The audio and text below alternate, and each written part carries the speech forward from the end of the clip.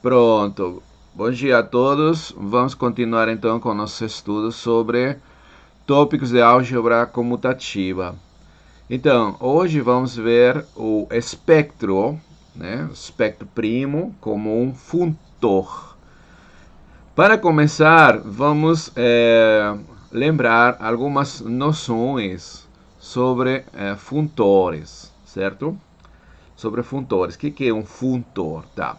Então vamos considerar duas categorias, sejam C e D, duas categorias, né? Duas categorias.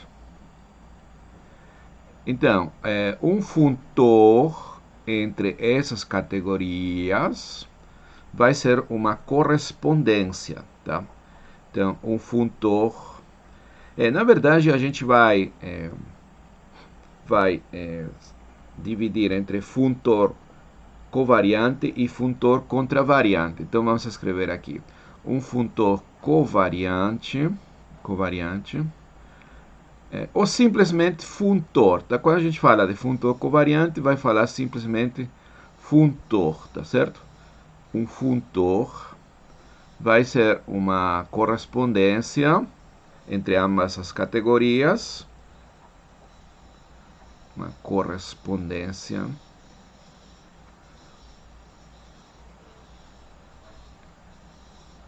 Aliás, ela consiste de duas correspondências, né? Vamos escrever aqui. Uma correspondência, vamos escrever assim, né? F, digamos,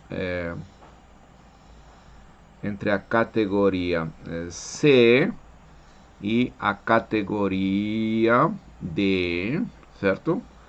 Então, a cada objeto da primeira categoria, a cada objeto X da primeira categoria, da categoria C, nesse caso, vai fazer corresponder um objeto, que vamos denotar com f de x, da segunda categoria. Então, esse f de x vai pertencer aos objetos da categoria D, certo? Então, a cada x, objeto de C, estamos fazendo corresponder um objeto da categoria D, né? E se você pega, dados dois objetos, x e y, né? E você pega um morfismo na categoria C entre x e y, né? Uma flecha entre os dois. Então, você vai fazer corresponder a essa flecha um morfismo, que vamos denotar com f de φ, certo? Que vai pertencer ao conjunto de morfismos na categoria D entre os objetos fx e fy. Ok? Bom, em diagramas, essa correspondência aqui, né? Em diagramas pode ser simplificado dessa forma aqui, ó. Você pega um morfismo entre dois objetos, né? E você vai fazer corresponder o morfismo, que a gente vai denotar com f de φ, entre os objetos f de x e fy, né? E essa flecha nós vamos denotar como f de φ, tá? Mas essas correspondências, né, satisfazem, né, tal que, olha, o que acontece se você faz corresponder, ou se você pega o morfismo identidade, né? Lembre-se que em toda categoria, dado um objeto X, sempre existe o objeto identidade. Então, o objeto associado à identidade de X tem que ser a identidade do objeto f de x. Tá ok? E por outro lado, né, a outra condição é a preservação da composição. Ou seja, f, né, de uma composição entre dois morfismos, f composta com φ, tem que ser igual à composição na outra categoria, né? F de psi composta com f de φ. Em diagramas, né? É bom sempre fazer diagramas para ilustrar isto aqui, né? Então, digamos, se você tem três objetos, né? X, Y e Z, né? E você tem um morfismo aqui, φ, e outro morfismo psi, né? Pela definição de categoria, certo? Existe uma aplicação, né? Que nós estamos chamando de composição. Seria essa composição, esse morfismo que vai agora de X em Z. Então, o que está acontecendo, né?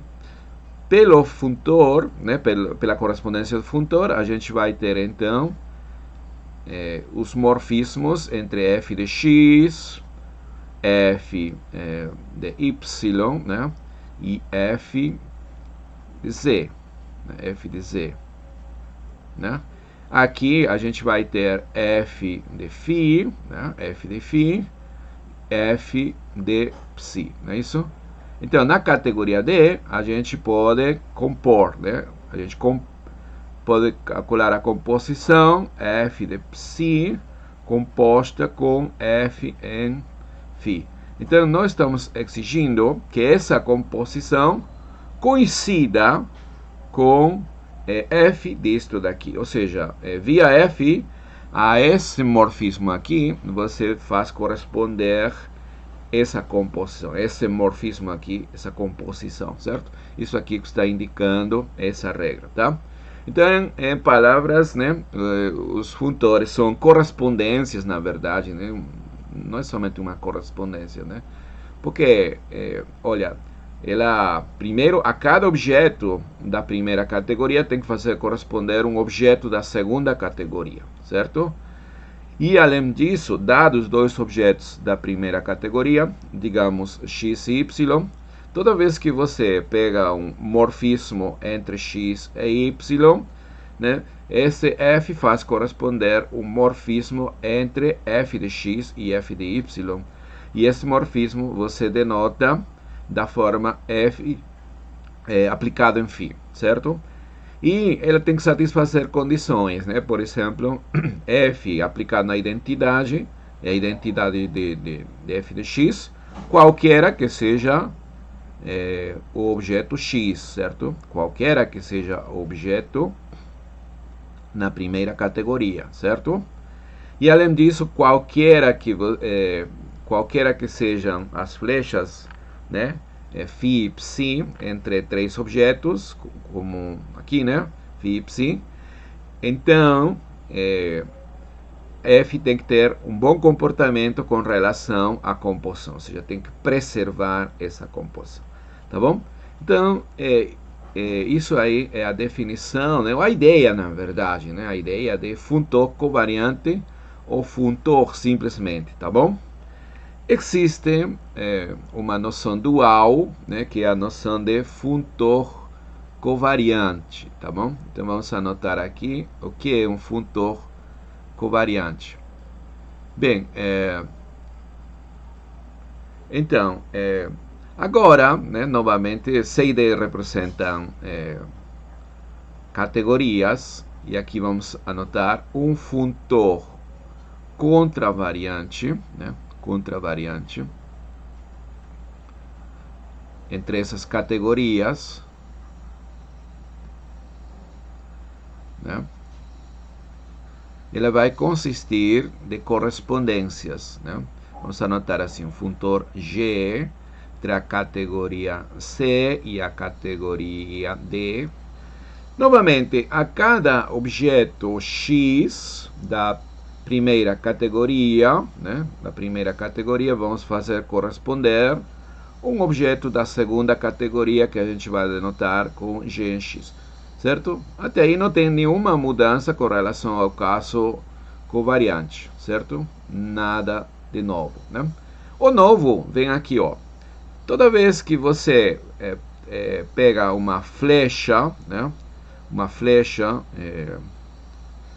desculpa, aqui vamos anotar melhor, uma flecha, digamos, φ, né, entre dois objetos da primeira categoria, né, x, y, né. Então, vamos fazer corresponder uma flecha, só que a diferença do caso anterior, essa flecha vai ser uma flecha entre os objetos g de y e g de x, ou seja, vai mudar a direção, né? G de y, g em x, tá certo? Então aqui na segunda categoria, né? Isto aqui é mais fácil ver, né, com diagramas, né? Então aqui eu tenho uma flecha, um morfismo, né, entre x e y. Então via o funtor g, certo? Vamos ter uma flecha, só que a direção vai mudar.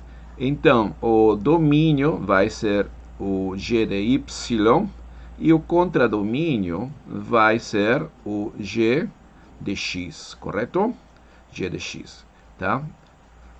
Então veja, note a diferença com o caso covariante, né? Claro, novamente, essas correspondências têm que satisfazer, né, a preservação da identidade e também da composição, mas num sentido diferente ao anterior. Vamos anotar aqui. Bom, com a identidade não vai ter problemas, né? Identidade de x, né? Aqui y igual a x, você toma a identidade, então aqui vai ser g de x, g de y, né?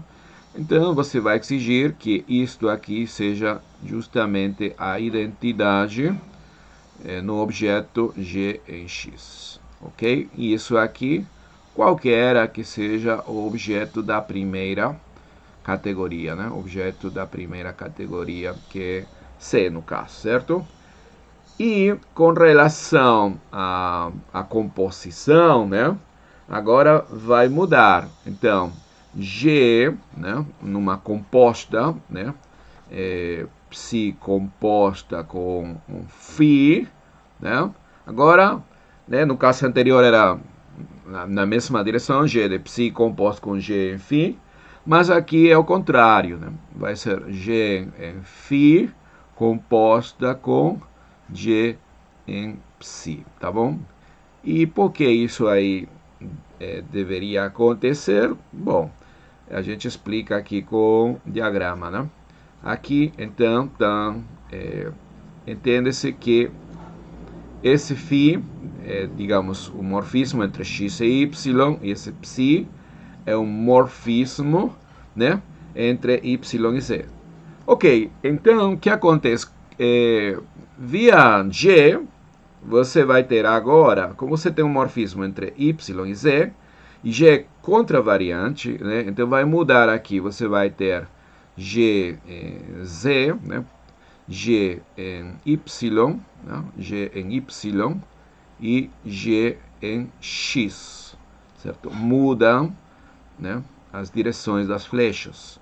Né? Então esse aqui vai ser o G de psi, esse cara aqui é o G de φ, né? E na segunda categoria, pela própria definição, isto aqui vai existir, essa composição. G, φ, G composto com G psi, não é isso? Mas a essa composição aqui, a essa composição, né, a essa composição, psi composto com φ, então G está fazendo corresponder essa composição, tá certo? Então essa a diferença é essencial com relação ao caso ao caso covariante, certo? Então se mudam as direções, a gente vai dizer que trata-se de um funtor contravariante, tá bom? Então, vamos a nosso caso, né? A nosso caso que é o espectro, certo? Então, vamos lá. Em nosso caso, né? Em nosso caso,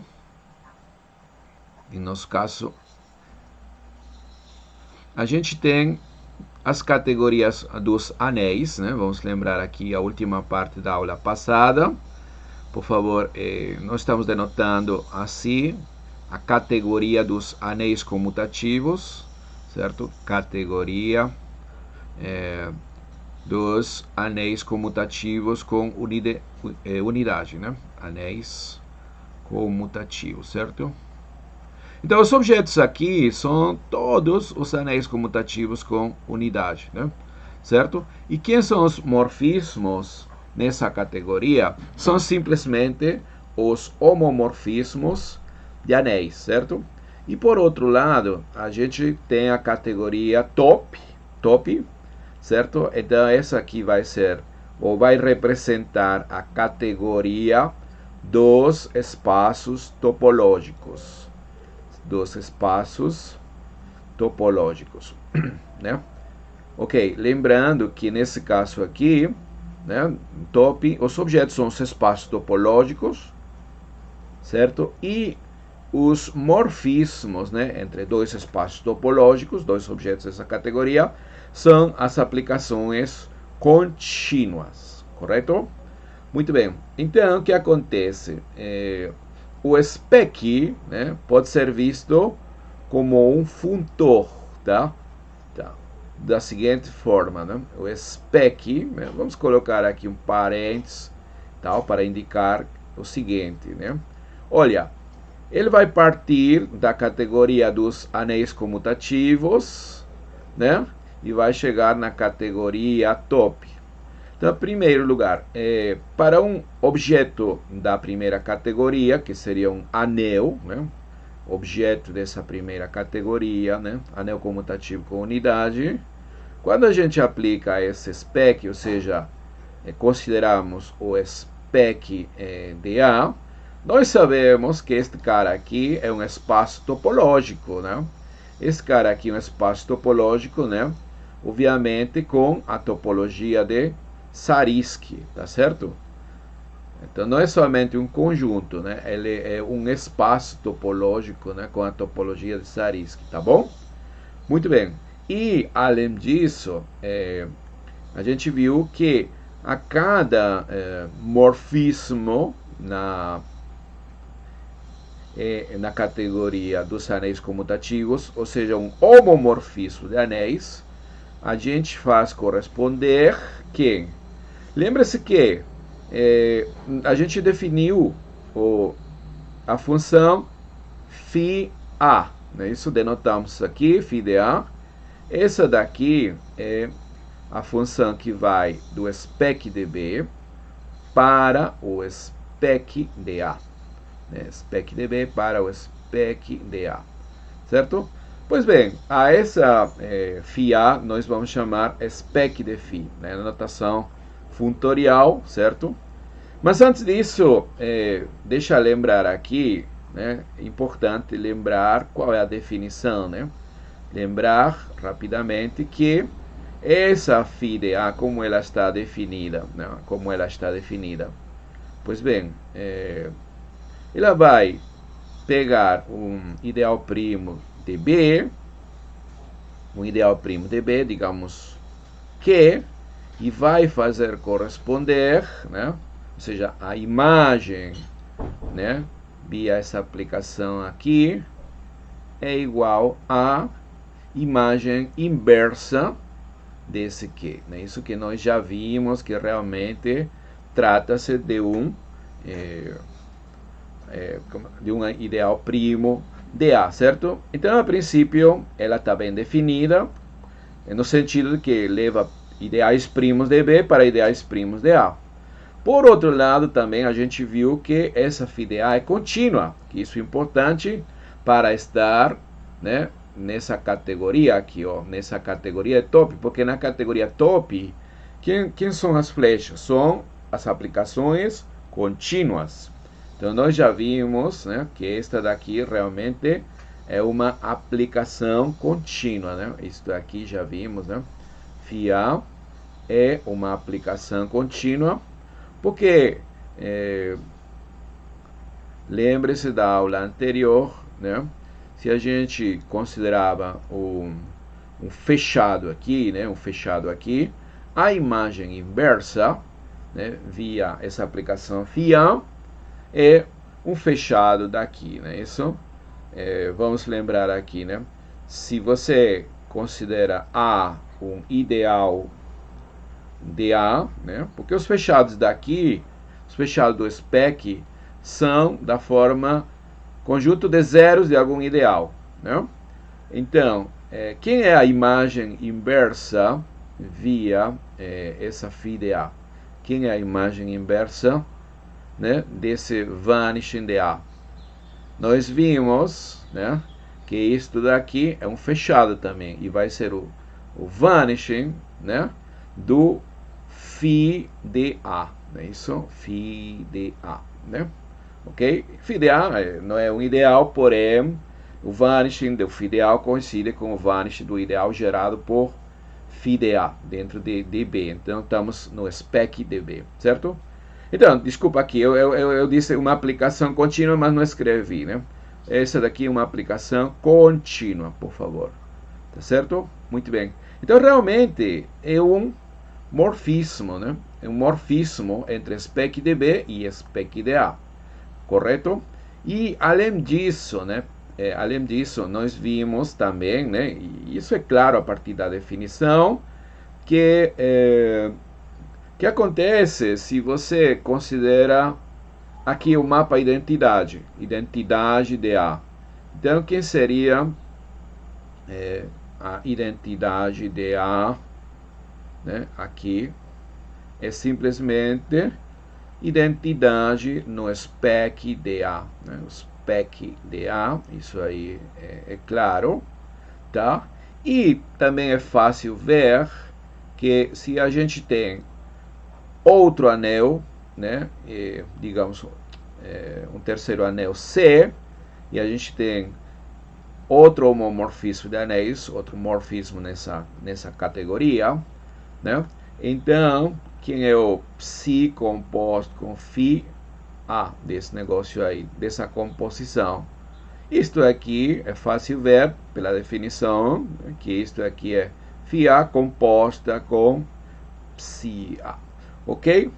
Muito bem, então nós podemos denotar a esse φ A, essa aplicação φ A, como spec de φ na notação funtorial, tá? Então, na notação funtorial, vamos denotar, né, spec de φ, né, spec, né, de φ a essa φ de A, tá bom? Então, por definição, é isto aqui, tá bom? Muito bem, então, essas regras aqui, essas regras na nova notação, né, tá dizendo então que o spec da identidade de A, né, é igual à identidade no spec de A, certo? Spec de A, com essa nova notação. E a tradução dessa regrinha aqui está dizendo que o spec da composição, né, o spec da composição psi composto com φ é igual ao spec de φ composto com spec de psi, ok? Então veja, esse daqui, então, esse spec vai realmente definir um funtor, né? Um funtor, certo? Essa correspondência a cada morfismo, esse daqui, essa aplicação aí, e a cada objeto, né, da primeira categoria, este objeto aqui, né? Sim, aqui faltou escrever que este daqui é um objeto da categoria... Aliás, aqui tem que ser um objeto especificamente, né, da categoria dos anéis comutativos, né, na categoria, um objeto da categoria dos espaços topológicos, né? Então, resumo, por favor, a cada anel comutativo, que é um objeto da categoria dos anéis, estamos fazendo corresponder o spec de A, que é um objeto da categoria dos espaços topológicos, né? Lembre-se que sempre a gente está usando a topologia de Zariski, certo? E, além do mais, né, a cada morfismo na primeira categoria, ou seja, um homomorfismo de anéis, estamos fazendo corresponder um homomorfismo na segunda categoria, ou seja, uma aplicação contínua, né? Mas veja, isto aqui muda, né? Muda as direções, certo? Então, segundo o que a gente acabou de ver, spec vai ser um funtor contravariante, tá bom? Então, em resumo, né, spec realmente é um funtor contravariante, né? Então, spec, né? Spec, né? Define um funtor contravariante entre a categoria dos anéis comutativos com unidade e a categoria dos espaços topológicos, né? Então vai ser um funtor contravariante. Né? Em teoria de categorias, existe uma maneira de expressar os funtores contravariantes como sendo funtores covariantes se a gente trabalha com a categoria dual, né? A categoria oposta, aliás, certo? Mas, bom, isso aí já vou deixar para investigar, certo? Depois. Ok, vamos ver agora uns casos especiais. Os casos especiais, né? Uns casos interessantes, né, que são principalmente o caso do quociente, né, e o caso da localização, o anel de frações, né. Tá, então, como sempre, A vai denotar um anel comutativo e vamos considerar A um ideal, né, A um ideal, certo, de A, correto? E vamos denotar com π a projeção canônica, né? A projeção usual de A para o quociente, não é isso? Ok. Então, este daqui é um homomorfismo de anéis, a gente sabe, certo? Muito bem. Então, nós sabemos que todo homomorfismo de anéis via o spec, certo? O spec, já vou usar a notação do spec. Isto aqui vai induzir, né? Este daqui induz, né, via o spec, temos então a aplicação spec de φ, certo? Spec de φ, que vai, como é um funtor contravariante, né, vai do spec do quociente para o spec de A, não é isso? Então, lembrando, né, sempre é bom lembrar que essa aplicação é o quê?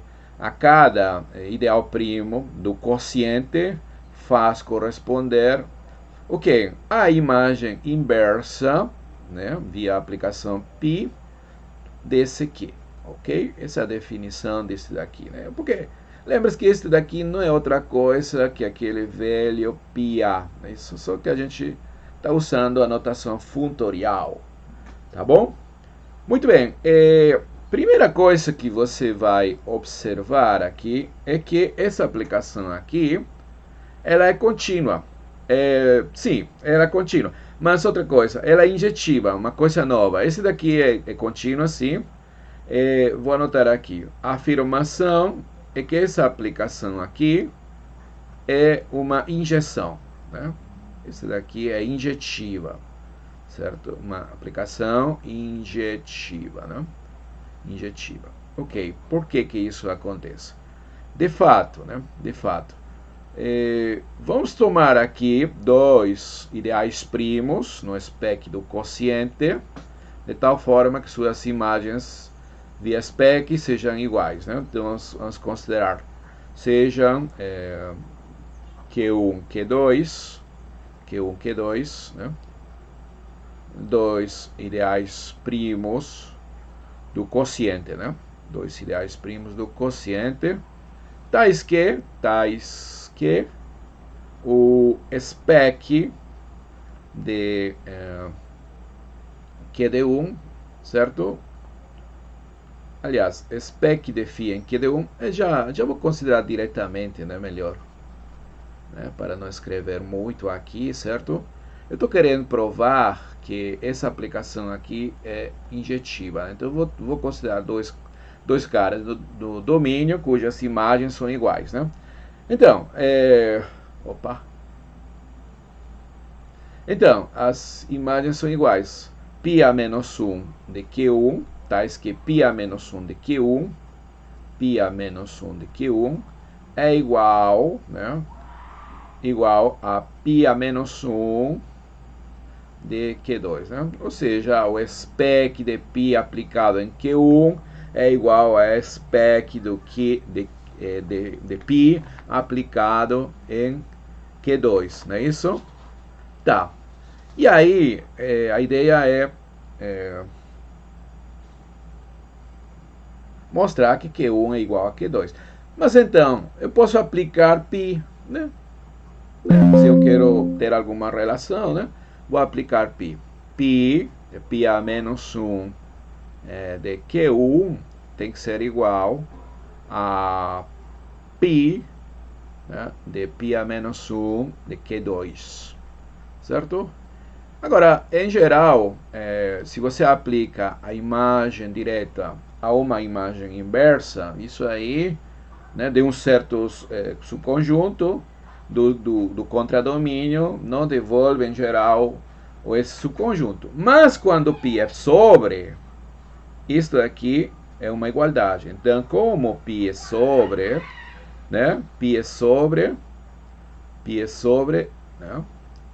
né, por teoria de conjuntos, né, então você vai deduzir que Q1 igual a Q2. Quer dizer, isto aqui vai ser igual a Q1, né, e isto aqui vai ser Q2, certo? Pelo fato de sua aplicação ser sobrejetiva, correto?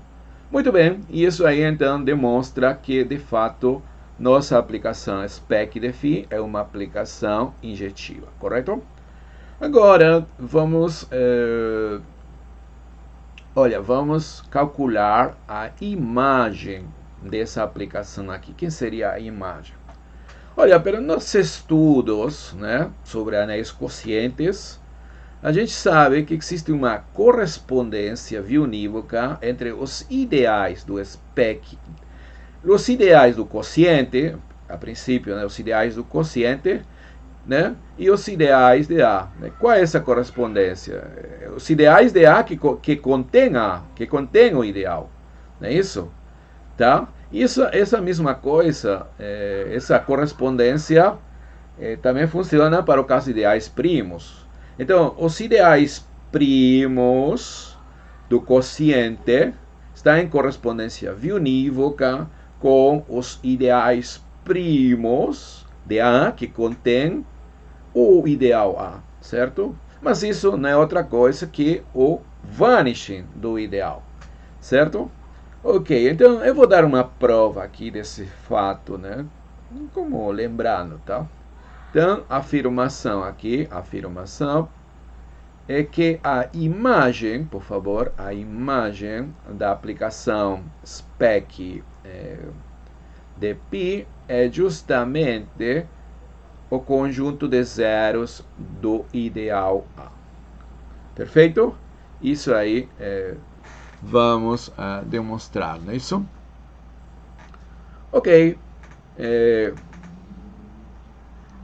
De fato. Né? Bem, vamos considerar inicialmente, vamos nessa inclusão, né? Considere um ideal primo que está na imagem, né? Seja que o ideal primo, né, que pertence, ideal primo, aliás, P, né, eu estou usando P para os ideais de A, tá? Então eu vou usar P. Seja P um ideal primo que está na imagem da aplicação spec de φ. Se ele está na imagem, então ele tem que ser imagem de alguém, né? Então esse P tem que ser, né, ok, tem que ser, né, pela definição, π a menos 1 de algum que ideal primo, né, do quociente. Então, esse P aqui tem que ser, né, a imagem inversa de algum ideal primo, né, para algum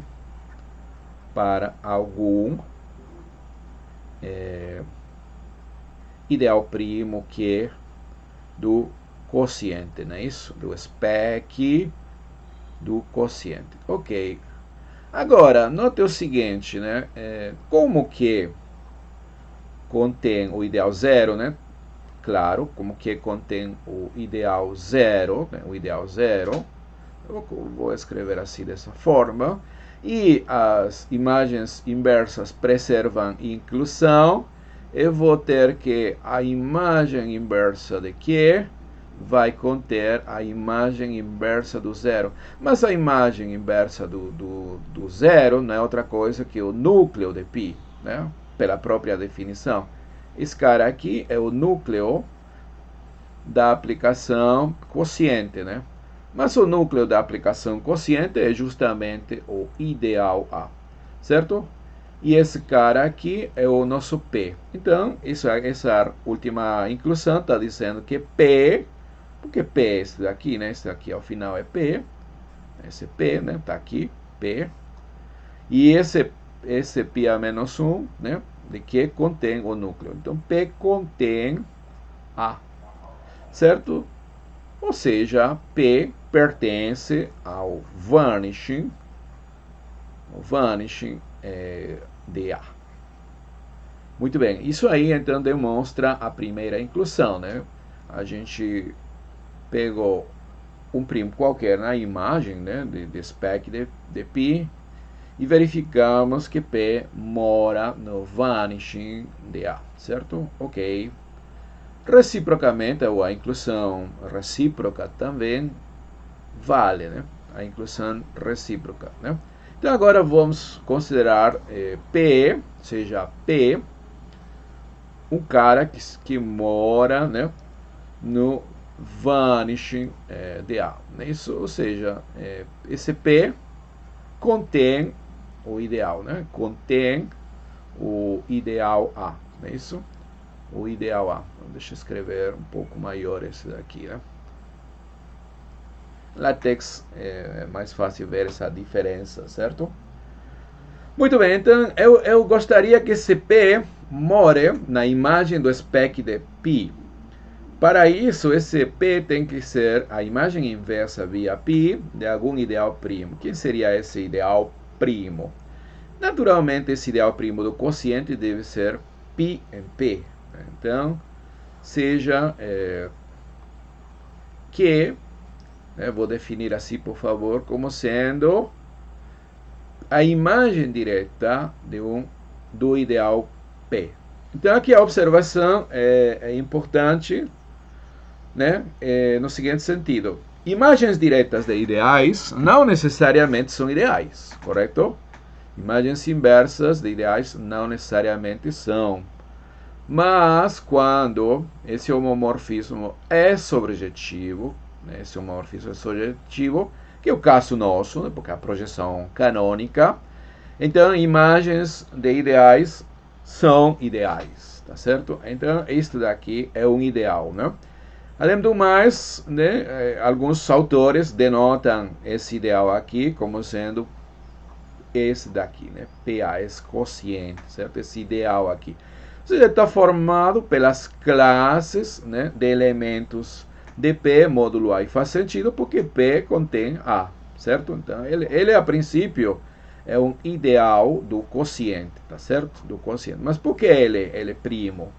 Ele é primo, né, por causa do seguinte fato. Se a gente quocienta o ideal quociente com esse ideal aqui, né, esse ideal aqui, então, por causa de um dos teoremas fundamentais, né, que a gente costuma chamar de terceiro teorema fundamental, isto aqui é isomorfo a esse quociente aqui, né? Mas esse P é um ideal primo, porque está no vanishing de A. Então, este cara aqui tem que ser um domínio de integridade, né? Domínio de integridade, né? Então, este cara aqui vai ser um domínio de integridade e, consequentemente, né, esse quociente PA, esse ideal quociente PA, que é o π de P, né, isto daqui é um ideal primo realmente do quociente, ok? Muito bem, do quociente. Tá, e aí eu tenho um candidato a ser, né, a imagem via o spec de π. Se a gente calcula a imagem inversa desse cara, além disso, né, se a gente calcula além disso, se a gente calcula π a menos 1 de π em P, isto aqui vai ser igual ao π. Né? Isso aqui em geral não necessariamente vale, né? Porque imagens inversas de imagens diretas, não, de algum subconjunto não é subconjunto em geral, né? Quando você tem que π é injetiva, vale a igualdade, mas nesse caso aqui, a gente não tem a igualdade, né? Agora, mas isso daqui você pode verificar e vale isso daqui, graças a que P contém A. Aqui P contém A. Olha, deixa, por exemplo, verificar isso daqui.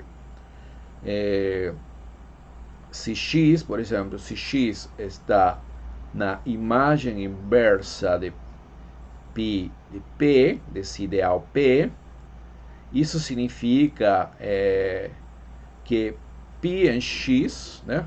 π em X pertence a π de P. Então ele tem que ser π de algum elemento de P, né? Algum y que pertence a P, né? Então, como eu disse, né, se nossa aplicação fosse injetiva, então você já conclui que x igual a y e, portanto, dado que y está em P, x vai estar em P. Mas, no nosso caso, nossa aplicação está longe de ser injetiva. Então, aqui você tem que continuar, né, e você vai observar, então, que essa diferença necessariamente está no núcleo, né? Está no núcleo. Então, x menos y pertence ao núcleo de π. Só que o núcleo de π é o A, o ideal A, que pela nossa hipótese está contido em P, né? Porque a gente está considerando um ideal primo, no vanishing de A, um ideal primo P que contém A. Isso aqui vai ser importante, então. Tá bom? Então, eu vou trabalhar x menos y está em P, x menos y está em P, e dado que y está em P, então a soma está em P, mas a soma é x.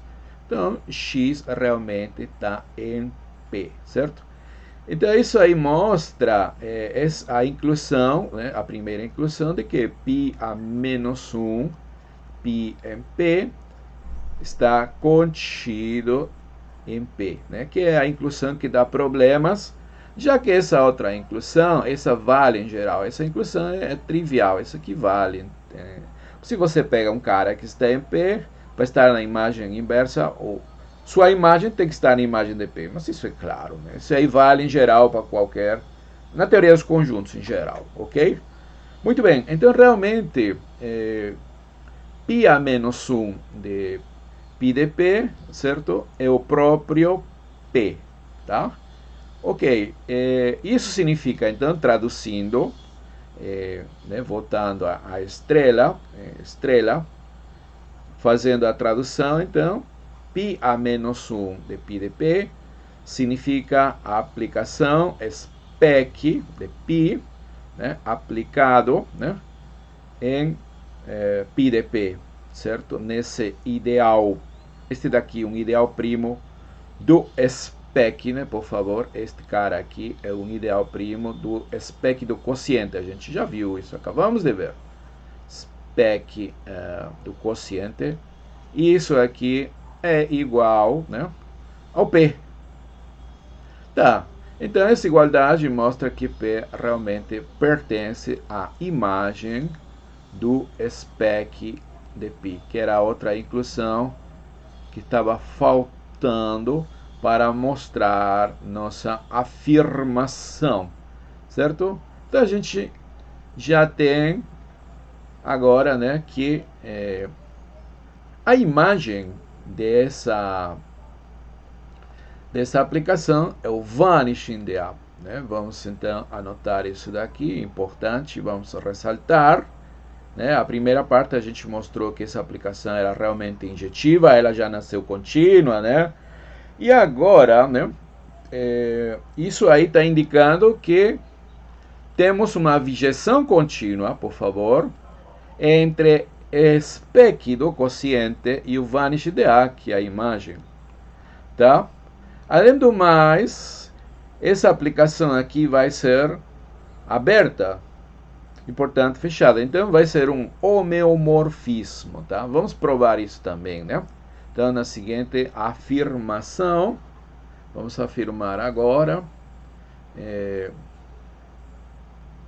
que nossa aplicação aqui é aberta, tá? Então, spec de π, aliás, é uma aplicação aberta, ou seja, leva abertos em abertos, tá bom? É uma aplicação aberta, né? Uma aplicação aberta. Ela é contínua, também aberta, né? É aberta simplesmente, tá? Por que isso aí acontece? Olha, para mostrar que isso aqui é aberta, né? Pela definição, temos que mostrar que abertos são levados em abertos. Mas nós vimos que existe uma base, né, uma base bacana da topologia de Zariski que está formada pelos abertos principais associados a elementos, né, do anel. Então, eu vou mostrar o seguinte, né, seja, é suficiente, quer dizer, para eu verificar que leva abertos em abertos, basta verificar, né, basta trabalhar com abertos principais. Né? Então, vou considerar F um elemento qualquer, certo? E vamos mostrar a seguinte igualdade. Olha, spec de π, né, certo? Leva esse aberto principal de π de F. Π de F é um elemento do quociente, né? Eu já é um elemento do quociente, na verdade, arbitrário, né? Vai ser a imagem de algum elemento de A, por isso que estou considerando dessa forma, tá? E eu estou querendo mostrar, na verdade, estou afirmando aqui de maneira natural, né? Quem deveria ser? Isto aqui deveria ser o DF. DF, né? Porque essa aplicação, por favor, essa aplicação vai do spec, né? Do spec do quociente para o spec de A, né? Spec de A em geral, né? Tá? Essa aplicação spec de π. Spec de π, né? Então, aqui eu estou considerando esse aberto principal D, né? De π de F. Né? Π de F é a classe de F módulo A, certo? E eu estou dizendo que via isso daqui, a imagem é esse DF, né? Estou afirmando esse daqui, por favor, tá? Então, estou afirmando esse negócio, né? Vamos mostrar que isso aí realmente acontece. E isso vai provar que nossa aplicação é aberta, né? Porque abertos principais estão sendo levados em abertos, e, aliás, abertos principais também, né? Portanto, e como esse daqui é uma base da topologia de Zariski, né? Então isso aí vai mostrar que a aplicação é aberta, porque todo aberto vai ser união de abertos principais, né? E a união é preservada por aplicação, por imagens diretas, não é isso? Muito bem. Então vamos lá. De fato, né? Por favor, quando eu digo de fato, é porque eu estou querendo verificar essa afirmação. Já não escrevi a afirmação, porque aqui já coloquei a afirmação. Então, eu estou querendo mostrar isso daqui com vermelho, certo? Muito bem. Vamos lá. Vamos nessa nessa direção, né? Vamos provar essa primeira inclusão. Então, seja P, né? Seja P um elemento, um ideal primo que está no spec de π do dPdF, né? Desse aberto principal associado a esse cara aqui. Muito bem. Bom, então, esse P, por estar uma imagem, essa imagem dessa aplicação, ele tem que ser imagem, né, de algum cara aqui, de algum ideal primo aqui, não é isso? Ok, mas como funciona esse spec de π? É π a menos 1, né? Então ele vai ser π a menos 1 de algum ideal primo, né? Algum ideal primo que mora em dPdF, né? Algum que mora em dPf. Mas o que significa estar aqui nesse aberto principal? Isto aqui significa que o PF não pertence ao Q. Não pertence ao Q, correto? E isto aqui vai implicar, né, que F, certo? Isto aqui implica de que F não pertence a P, não é isso? Isto aqui, por quê? Porque se F estivesse em P, e como P a imagem inversa de Q, então P de F estaria em Q, que não é o caso. Tá? Então eu tenho por um lado que esse F não pertence a P. Tá certo? E, bom, pronto, né? Aí acabou a história, porque se F não pertence a P, então eu vou concluir que P, né, está onde? Em DF, exatamente, nesse aberto principal associado a E. Pela definição, aqui estão os ideais primos, né, de A, que não contém F, tá certo? Então daqui eu tenho essa relação, correto? Que é a primeira inclusão, né? Eu estou querendo mostrar essa igualdade, certo? Então eu acabei de mostrar que todo ideal primo daqui pertence aqui. Agora, reciprocamente, né? Reciprocamente, seja, né? Agora seja P, certo? Um cara, um ideal primo que pertence a DF. Sim, pela definição de DF, F não pertence a P, correto? Tá bom. Eu gostaria de mostrar, né, que esse P é π a menos 1 de algum Q, né, onde esse Q mora em D de π de F, correto? Tá. Quem seria esse candidato para ser o Q? Deveria ser o π de P, né? Naturalmente, né? Porque é natural pensar nesse ideal, né? Mas será que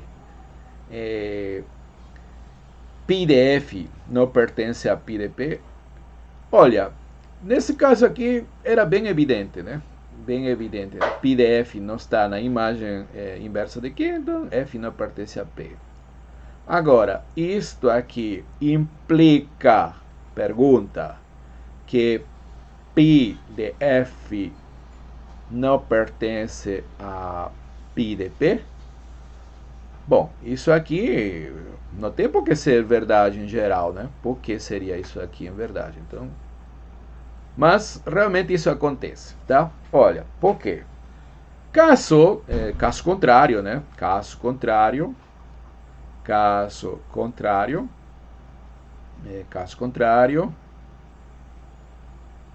ou seja, se π de F estivesse, né? Se π de F estivesse em π de P, então π de F deveria ser a imagem, né? π de F vai estar morando na imagem, portanto vai ser a imagem de algum X que está em P. Algum x que está em P, não é isso? Ok. E por um negócio já que semelhante que vimos antes, né?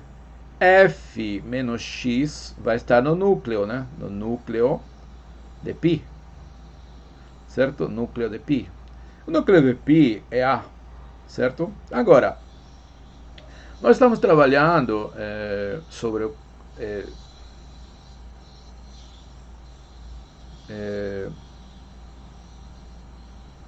certo, deixa eu ver aqui.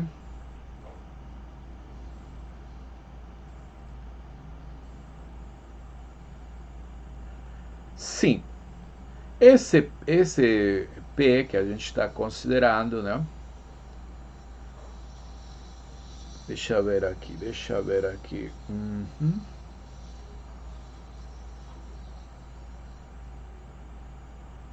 Deixa eu ver aqui.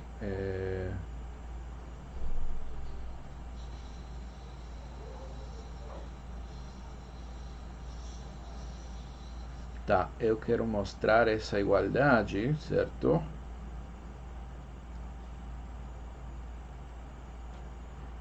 Que esse P deveria conter A, não é isso? Certo, interessante.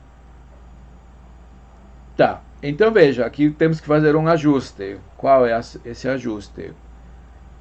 Aqui a gente tem que intersecar com vanishing de A, na verdade, né? Aqui a gente tem que intersecar com vanishing de A. Não é isso? É. Mas ao final vai dar certo tudo porque a imagem é o vanishing de A, né? Então deixa eu escrever aqui, por favor. Então este vai ser o DF, né? DF inter vanishing de A. Certo? Ok, e então você vai se perguntar, sim, na primeira inclusão a gente tem que fazer alguma modificação. Na verdade não, porque nós já vimos que a imagem dessa aplicação SpecDP é o vanishing de A, né? Então, essa daqui automaticamente spec de PDF já está contido no vanishing. Então, não há problema, né? Quer dizer, aqui então eu vou concluir, né? Aqui eu estou concluindo que P está em DF, né? P está em DF na primeira inclusão. Então, isto estaria contido em DF, mas como ele está contido na imagem, e a imagem é vanish de A, está contido aí também, correto? Então, tranquilo, certo? A outra inclusão, né? A outra inclusão eu tenho que considerar agora, né? Eu tenho que considerar aqui um P que está na interseção, né? Certo? Está na interseção com vanishing de A, tá certo? Vanishing de A, né? Ok? Isso aí vai ser importante porque aqui, ó, como aqui vamos usar esse fato, A está contido em P, porque a gente está tomando um P, um vanishing, né? Contém A, certo? Então, a gente pode trabalhar essa relação em P. Tudo isso vai estar em P.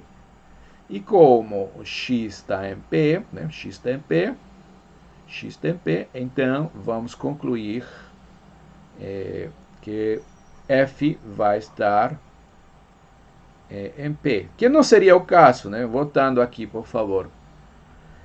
Então, recapitulando, né? Depois da correção do erro. A gente considerou um P na interseção de F com vanishing de A, né? Então, pelo fato de estar em DF, F não pertence a P.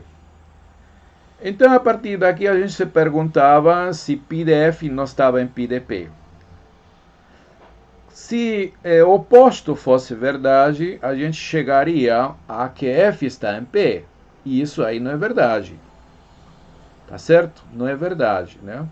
Portanto, o caso contrário não pode acontecer. Portanto, realmente, π de F não está, π de F não pertence ao π de P, certo? π de P. Tá bom? E nós já vimos que esse π de P né? Opa, é um ideal primo do quociente, né? Então já vimos, né, que esse é um ideal primo do quociente. E também vimos que a imagem inversa, né, de π de P, inclusive aí a gente usou, né, o fato de P conter A, né, é o próprio P, não é isso? Por isso que é importante, né, assumir que está na interseção, na verdade, né?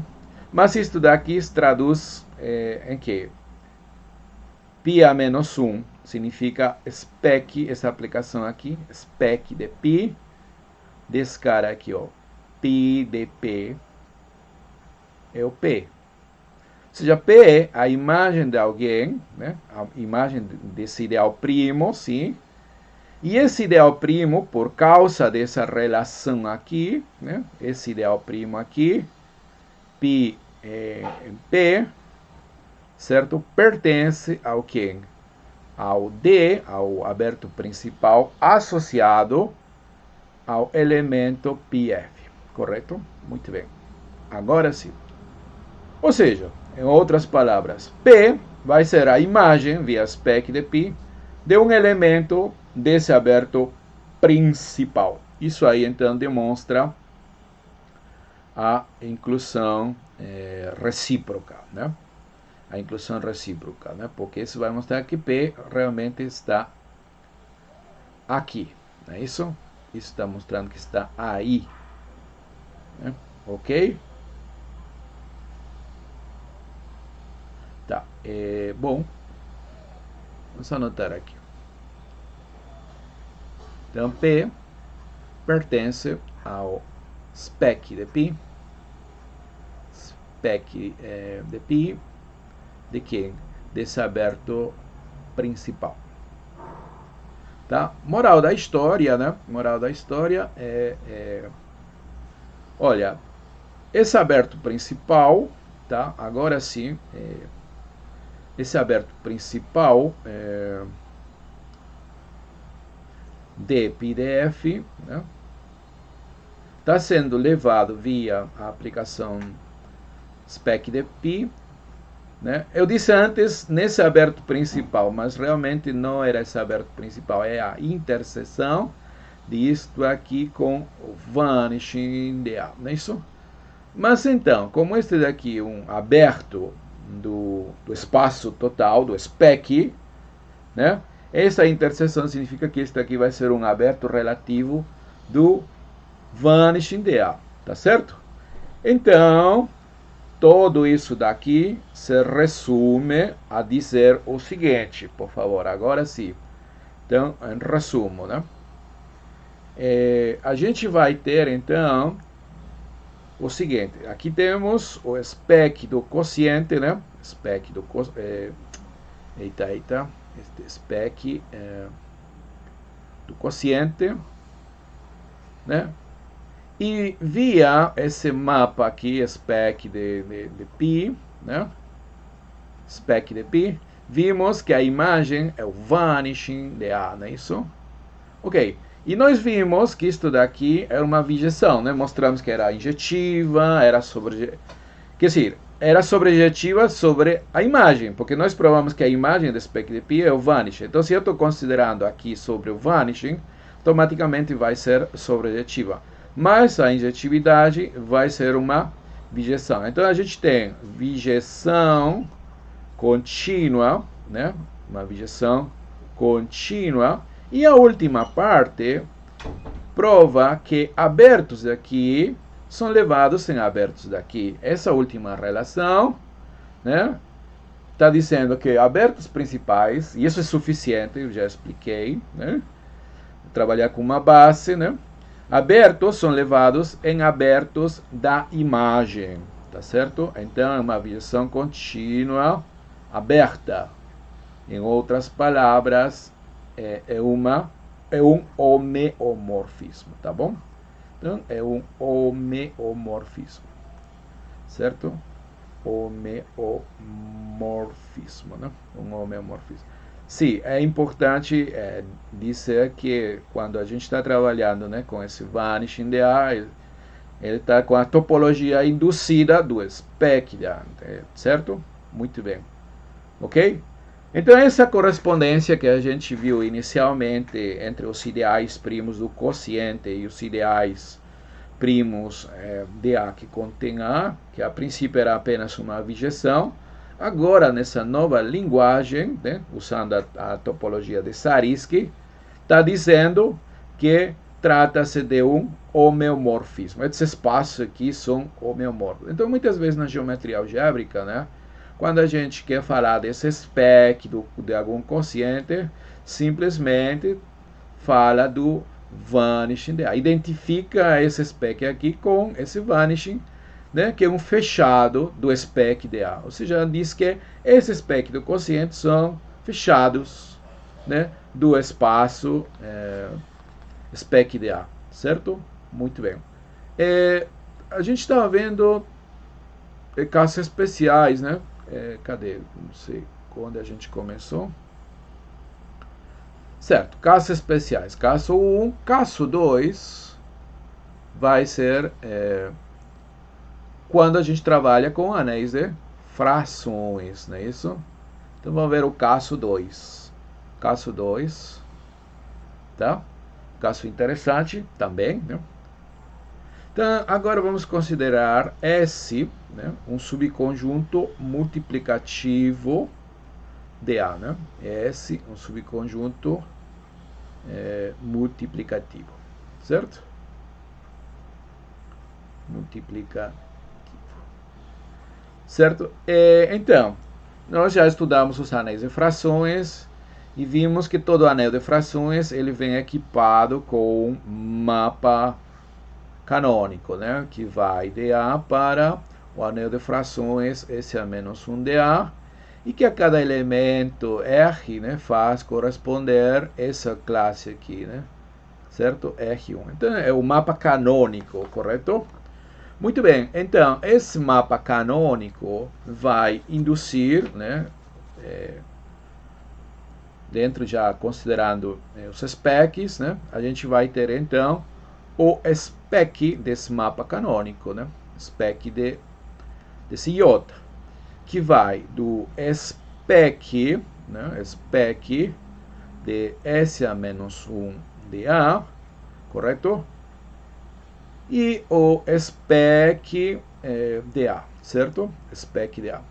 Ok. Essa aplicação contínua aí, ela como está definida, a cada ideal primo que a gente faz corresponder, né, spec de iota de que não é outra coisa que iota menos 1 de que, não é isso? A imagem inversa, então, desse daqui. Ok? Mas então, nós já vimos, né, vamos lembrar aqui, certo? Já vimos, por favor, quando estudamos anéis de frações, quando estudamos os aspectos dos anéis de frações, né, nas aulas anteriores. Vamos lembrar aqui, por favor, que existe uma correspondência entre os ideais primos do SA-1 de A e os ideais primos de A que não cortam S. Não é isso? Tá? Então, por favor, vamos ver aqui. Fazer lembrar a vocês. Já vimos que se a gente considera, olha, todos os ideais primos do spec de A, com a condição de que P não tem nada em comum com o conjunto multiplicativo S, né? Certo? Essa relação aqui vazia, por favor, conjunto vazio, né? Relação não, conjunto vazio, né? Por favor. E por aqui vai estar o spec do anel de frações, né? Então, nós estabelecemos uma bijeção aqui, né? Vou indicar assim com essas flechas, né? Vou escrever aqui. Já vimos que há uma bijeção, né? Inclusive que reverte as inclusões. Qual é essa daqui? Olha, essa daí foi definida assim. Se você pega um primo aqui que não corta S, Então, esse cara aqui, o S a menos 1 de P, né? É um ideal daqui, certo? Um ideal primo, aliás, já vimos, né? E a recíproca, né? Ou seja, a bijeção inversa é a cada ideal primo daqui fazer corresponder iota a menos 1 desse daí. Iota a menos 1 de quê? Certo? Mas iota a menos 1 de quê? Não é outra coisa, né? Que o spec de iota aplicado em quê? A imagem. Ou seja, na verdade, nós já vimos, né? Quer dizer, esse daqui, essa bijeção que já vimos antes, eu vou usar daqui para aqui, esta daqui, né? Isso aqui, essa informação, está dizendo que este conjunto aqui, do lado esquerdo, tem que ser a imagem. A imagem, certo? Dessa aplicação spec de iota, tá certo? Então não vamos precisar de calcular novamente a imagem, né? Já sabíamos, na verdade, né? Já sabíamos, certo? Então, a imagem, por favor, a imagem da aplicação spec de iota, graças a nossos estudos anteriores, não é outra coisa que o conjunto formado pelos ideais primos, certo? Spec de A, que não cortam S. Certo? Opa, tal que P interesse igual vazio, né? Antes de fechar. Tá bom, já calculamos a imagem, certo? Agora, essa aplicação aqui, vamos afirmar que essa aplicação aqui, spec de iota, é uma aplicação injetiva. Isso daqui é injetiva, né? Aliás, isso aí também já vimos, né? Já vimos, né? Isso daqui é injetiva, tá? Graças a essa correspondência anterior. Opa, cadê? Eu acho que... Será que eu apaguei todos esses outros? Parece que apaguei. Deixa eu ver se recuperamos.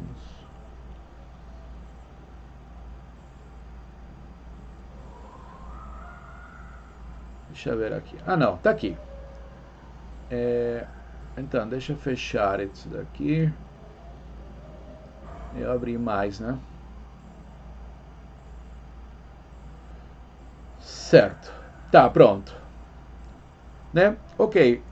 Então, voltando, né? Nem vou precisar mais provar que ela é uma injeção, porque na verdade, né?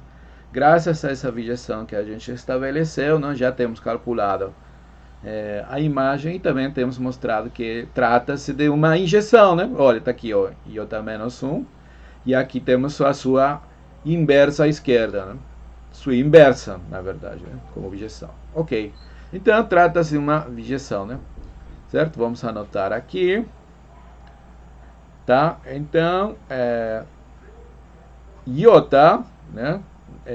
Que vai do spec da localização. Trata-se de uma injeção também, mas vai ser uma injeção sobre esse conjunto aqui. Tá? Isso que estou querendo dizer, tá? Talvez eu tinha falado errado.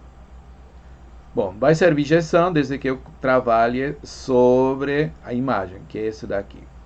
Conjunto dos ideais primos que não cortam esse. Porque essa é a imagem e ela vai ser automaticamente injetiva por causa da correspondência. Então, este daqui agora é uma injeção, né? E obviamente ela é uma injeção contínua. Ela é contínua. Né? Ela é uma injeção contínua. A continuidade já vejo de graça. Certo? Contínuo. Tá? Agora, afirmamos também, né, que essa aplicação aqui é uma aplicação aberta, tá bom? Antes disso, note, observe que observe que esse conjunto que figura do lado direito, né? Esse conjunto aqui de todos os ideais primos, né? Cuja interseção com S é o vazio, pode ser expressado como uma união, né? Uma união, certo? De quem? De abertos principais, não é isso? União ou interseção? Deixa eu ver. F variando aqui, né? Olha, isso aqui é verdade. Se a gente pega um P que está aqui, certo? P não corta S, né? Tá. P não corta S. Então, dado S qualquer, ele não vai estar em DF. Ah, não. Então é uma interseção, certo? É uma interseção. Isso aqui é uma interseção, né? Não é união, é interseção, né? Porque, veja, se eu pego F, um elemento qualquer de S, né? Como P interesse é vazio, esse F não está em P. Então P está em qualquer um desses DF. Então está na interseção. Não é isso? E se um cara está na interseção, né? Então esse P, digamos, está na interseção de tudo, não pode ter interseção com S, né? Não pode ter positivo S, ele deixaria de estar, né?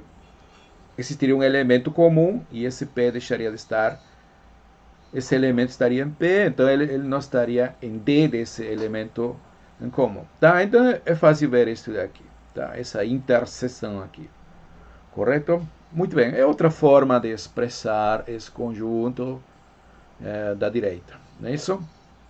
Bem, mas isso aí não era tão relevante. O interessante aqui é o fato de que essa aplicação spec-define, ela também é uma aplicação aberta, tá? Então, vamos afirmar que spec dessa aplicação iota é aberta, uma aplicação aberta, não é isso? Uma aplicação aberta, tá? Muito bem. Então, novamente, né? Novamente, basta trabalhar com abertos principais, né? Ou seja, que leva abertos principais em abertos, digamos. Eu vou considerar um aberto principal daqui, né? Ele teria que ser um D de algum elemento do anel de frações. Então tem que ser D de uma fração, F dividida por S, digamos. Certo? Então, seja F dividido por S uma fração, né? Um elemento desse anel de frações, certo? Tá? E vou considerar um ideal primo, P, seja P um ideal primo, né? Que está aqui, ó, DFS. Tá certo? Na imagem, aliás, na imagem desse cara aqui, eu quero saber qual é a imagem via spec de iota, né? Spec de iota, é isso, do DFS. Isso. Tá bom? Quero saber aonde é levado isso daqui, né? Qual seria o resultado aqui. Então, estar aqui significa que P vai ser, né? P vai ser o quê? A imagem via spec de iota de algum cara que mora aqui, né? Mas spec de iota desse cara tem que ser iota menos 1 de quê? Né? De iota menos 1 de quê? Certo? Para algum que está em DFS, tá? Ou seja, para algum ideal primo, de tal forma que essa fração não pertence a Q. Tá certo? Muito bem. Bom, isso aí, que significa? Deixa eu ver aqui. Isso aqui indica que PF deve estar, não deve estar em P, né? O que acontece se F pertence a P, digamos? O que acontece se F pertence a P? Como P é iota a menos 1 de Q, então iota de F, ou seja, F dividido por 1, essa fração, deve pertencer a Q, certo? E então, essa fração aqui, ó, F dividida por S, que pode ser escrita como essa fração, esse elemento aqui, um S, multiplicado por F1, né? Certo? Ele vai pertencer a quê? Porque ele é um ideal, então absorve tudo isso, né? Este é um elemento do anel de frações, certo? Como esse cara já está em Q, todo o produto vai estar em Q. Mas isso contradiz este fato daqui. Então, isto aqui é uma contradição, né? Portanto, aliás, desculpa, se F pertence a P, eu queria mostrar que F não pertence a P, né? Eita, perdão. Se F pertence a P, tá? Se F pertence a P, né? Então, como P iota menos 1 de Q, iota de F, que é o F1, pertence a Q. E aí eu vou chegar a uma contradição. Então, esse aqui não vale. Isso aqui não serve. Supor isso daqui não é válido, não é isso? Portanto, o que vale realmente é o contrário, né? Portanto, então, P não contém F. Ou seja, F não pertence a P. Certo? Ou seja, F está em DF. Né? DF. Beleza? DF. Olha, a gente tomou um elemento aqui, né? Qualquer, e estamos mostrando que ele está aqui. Portanto, então, essa imagem, né? Essa imagem, spec iota df, spec iota, spec iota d f quocientado por s vai estar contido em df, não é isso? Df, tá? Ok. Bem, e isto aqui, né, obviamente, vai estar contido, como a imagem é todo isso daqui, nesse conjunto aqui, né? A interseção de todos os DFs, né? A interseção de todos os DFs. Bom. E a recíproca você pode mostrar também facilmente, né? Na outra direção, digamos, caso P esteja em DF, né? Então, F não vai estar em P, F não vai pertencer a P, certo? Mas aqui eu tenho que ter um cuidado, deixa eu ver aqui qual vai ser o cuidado. Isso daqui vai ser a interseção de todos os DFs, certo? Interseção de todos os DFs.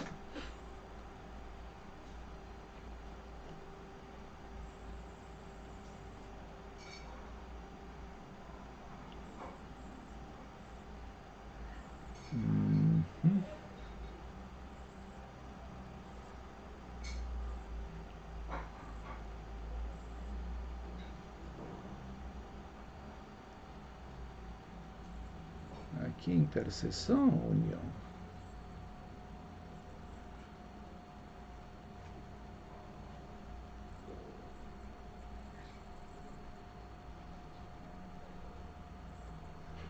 Deixa eu ver aqui. Essa daqui é a interseção mesma.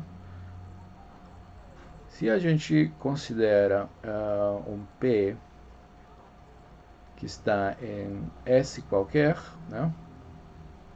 Eu queria mostrar, né? Se P está em S, se F está em S, aliás, se F está em S,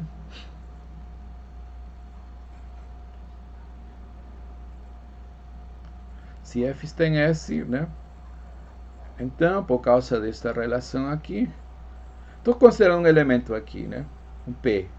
Se F está em S, então F não pode estar em P.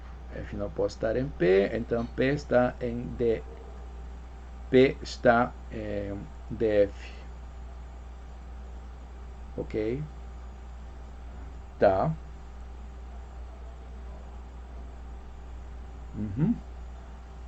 Então estaria contido aqui, né?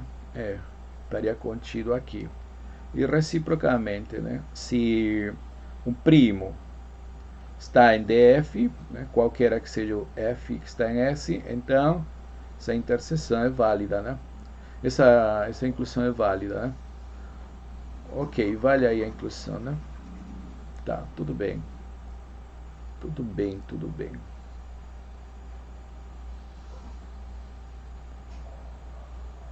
Certo.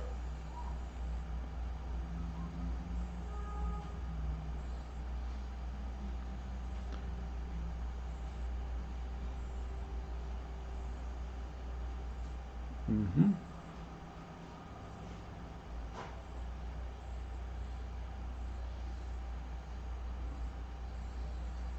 É porque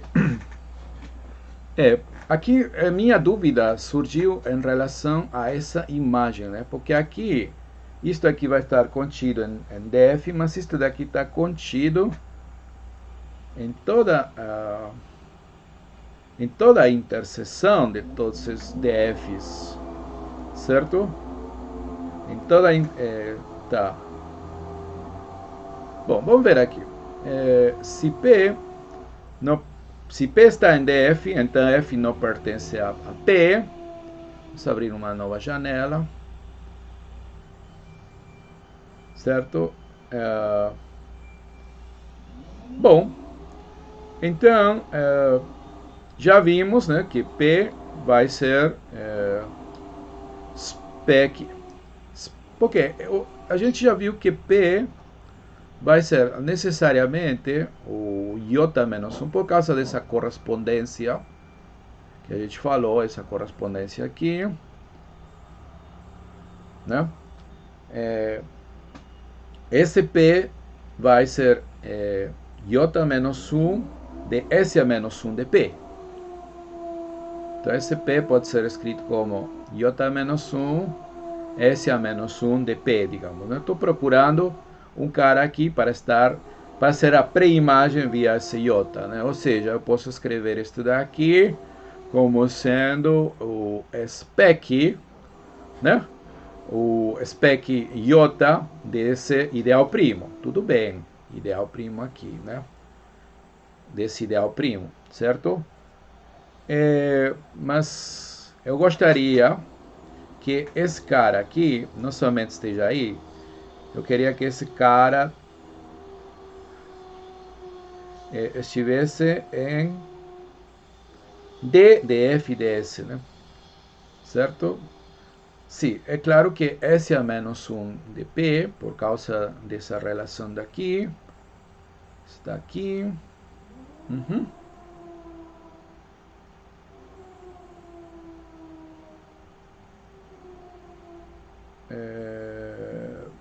Bom, bom. Tá. Então, agora sim, note que esse cara aqui, S a menos 1 de P, né? Esse ideal primo aqui, pertence ao D dessa fração aqui, ó, F cosentado com S.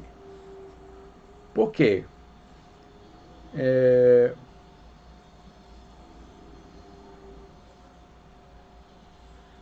Por que isso aí acontece?